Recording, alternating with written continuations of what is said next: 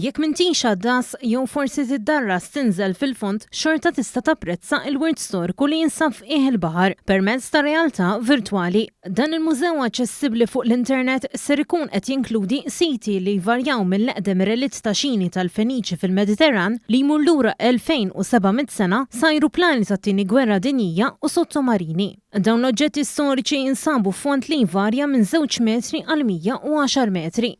Dan huwa frott ta' ħafna snin ta' riċerka u studju arkeoloġiku taħt il-baħar. Dan sar b'investiment ta' €100,000 mill-Gvern fuq medda ta' 3 snin. Il-professur Timmy Gambin mill-Università ta' Malta spjegalna l-proċess li skatta ma' tim internazzjonali permezz ta' eżaminar li sar fl-Ibħra Maltin. Eventwalment l-informazzjoni minn ġiet ipproċessata fil-laboratorji ta' Heritage Malta u sabet posta fuq is-sit li jista' jitgawda anke minn dawk li m'għandhomx l-apparat tar-realtà virtwali. Ħajkun jista' igawdi b'ċertu mod, hemm videos tradizzjonali ta' miġbudin mill-Buaddasa, hemm videos aħna ngħidulhom 3D fly-throughs ukoll, imma mbagħad għal min għandu par set tal-virtual reality dak ikun jista' jilbes il-goggle, isu qed jilbes il-goggle ta' taħt il-baħar u letteralment jinżel jew tinżel fuq is-sit fil-virtual reality, bil-virtual reality. Il-Ministru għat-Turiżmu Giulia Farrugia Portelli tenniet li jekk kif issa se jerġa' jiftaħ il-bibien tiegħu l-Ajruport Internazzjonali ta' Malta, rridu wkoll naraw li bħala pajjiż inkunu kompetittivi u vibranti f'dak li noffru lit-turist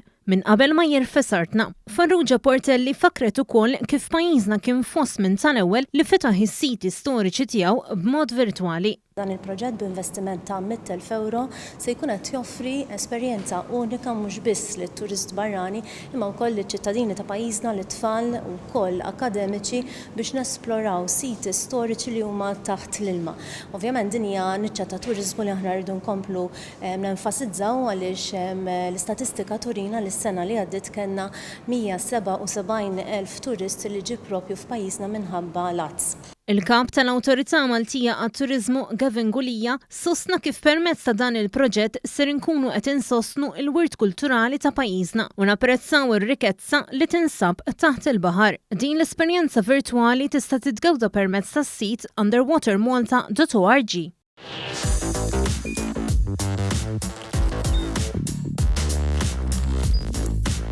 Idħol fuq one.com.mt u hemmhekk tista' tara l-programmi kollha li jxandru fuq One permezz ta' One Play.